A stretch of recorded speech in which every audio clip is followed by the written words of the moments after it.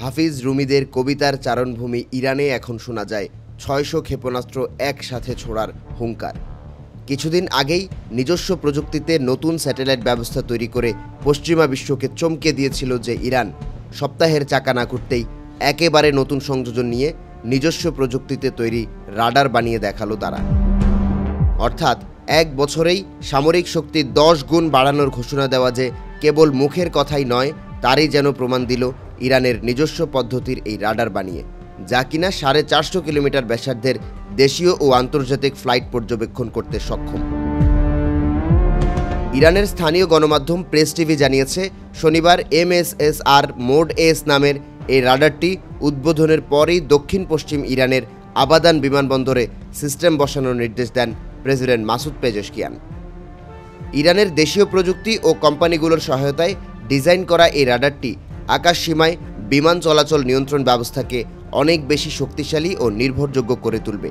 একই সঙ্গে প্রায় ৪৫০ কিলোমিটার ব্যাসার্ধে দেশীয় ও আন্তর্জাতিক ফ্লাইট পর্যবেক্ষণ করতে সক্ষম হবে এই রাডার। আর এই রাডার বানাতে খরচ হয়েছে মাত্র $৭.৮৪ মিলিয়ন, যেখানে বিদেশ থেকে কিনতে গেলে লাগত আরও ১ মিলিয়নেরও বেশি অর্থ।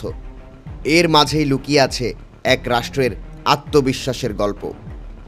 এই সেই ইরান যে একসময় শুধু রাশিয়া কিংবা চীনের ছায়ায় প্রযুক্তির ভরসা খুঁজত, আজ সেই হয়ে উঠেছে স্বনির্ভর প্রযুক্তির সূর্য। আপন আলোয় জ্বলছে, আপন কাঁধে গড়ে তুলছে ভবিষ্যৎ। মহাশূন্যে নজর রাখছে স্যাটেলাইট দিয়ে, আর নতুন এই উন্নত এয়ার ট্রাফিক রাডার সিস্টেম আন্তর্জাতিক মান বজায় রেখে আকাশসীমা পাহারা দেবে। শত অবরোধ নিষেধাজ্ঞা সত্ত্বেও ইরানের দ্বৈরথ যে কেউই ঠেকাতে পারছে না, যেন দিবালোকের মতোই স্পষ্ট। জয় জয়কার এখন ইরানের হাতের মুঠোয়, তার আভাস কিছুটা মিলেছিল ২০২৪ সালের শেষেই। ইরানের বিমান কর্তৃপক্ষ পরিবহন সে সময় ঘোষণা করে যে তারা বোয়িং ও এয়ারবাস জেট বিমানের ইঞ্জিনের যন্ত্রাংশ তৈরি করার জন্য প্রয়োজনীয় প্রযুক্তি সম্পূর্ণরূপে আয়ত্ত করেছে।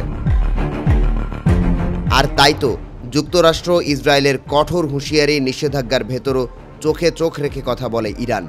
হাজার নিষেধাজ্ঞা সত্ত্বেও ইউরেনিয়াম সমৃদ্ধকরণের ক্ষেত্রে ট্রাম্পের দেশকে মোটেও পাত্তা দেয় না এই ইরান, বরং স্বয়ং ট্রাম্পকেও গলা নামিয়ে আলোচনার টেবিলে বসতে বাধ্য করে। আর ইসরায়েলকে তো সরাসরি বলেই ফেলে প্রয়োজনে ৬০০ ক্ষেপণাস্ত্র একসঙ্গে ছুটতে পারবে খামেনির দেশ। কথায় কথায় কাউকে ভয় পায় না বলে জানান দেয়, এমনকি কেউ পেছনে লেগে থাকলে সরাসরি হুঁশিয়ারি করতে এক মুহূর্ত দ্বিধা করে না আজকের এই নতুন শক্তিশালী ইরান।